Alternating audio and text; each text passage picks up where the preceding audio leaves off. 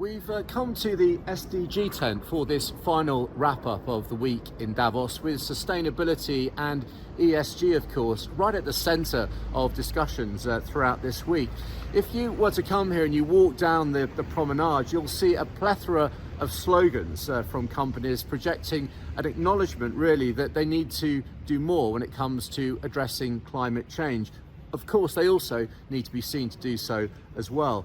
We thought we'd ask the question, how well are businesses actually doing? The World Benchmarking Alliance tracks corporate progress around sustainability, and I'm delighted that its Engagement and Communications Director, Paulina Murphy, is here now. Paulina, thanks so much indeed for talking to us. One thing we've seen this week at your panel and throughout Davos is this real focus on corporate accountability, but as part of that, it's clear that there's a gap between target setting and actual delivery. How bad is that gap between ambition and delivery? Yeah, thank you so much for having me here. There's definitely that gap that you refer to, but I would like to acknowledge first of all that we are talking about accountability. 3 years ago, when we initially launched our list of the most influential companies that we would measure, accountability was a foreign concept. It wasn't really discussed. So the fact that we're now talking about the gap that exists, that's definitely progress.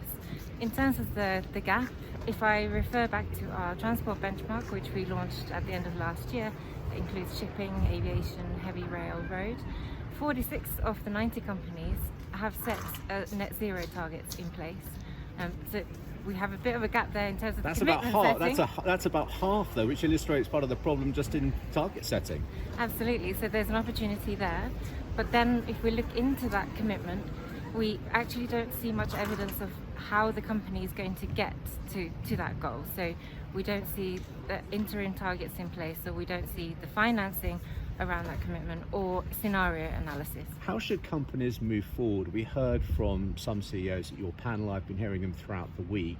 It's scary stuff for those in the boardroom, because it feels, and I've heard this, it feels like they've got to do everything at once. They do. I mean, if I again refer to our benchmark, we're not just looking at the companies from a net zero point of view.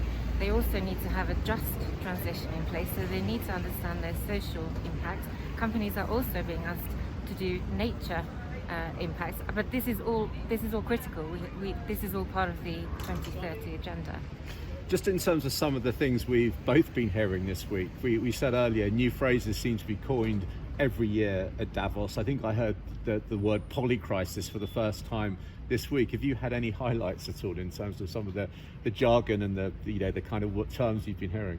Yeah, polycrisis is definitely that buzzword this year. I heard somebody this morning talking about the need to be strategic. Maybe we need a poly response to the polycrisis. You've just coined a new one.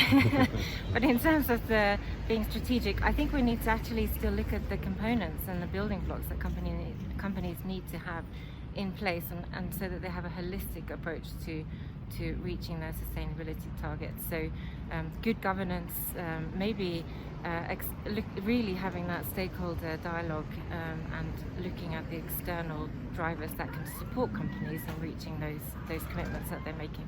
Paulina, thank you very much indeed. Always good to get your view. That just about wraps up the week from us here in Davos. If you'd like to get in touch and have a conversation about any advisory support you need with regard to navigating your way around Davos or WEF, do get in touch. We'll be back. We're sure to be back next year.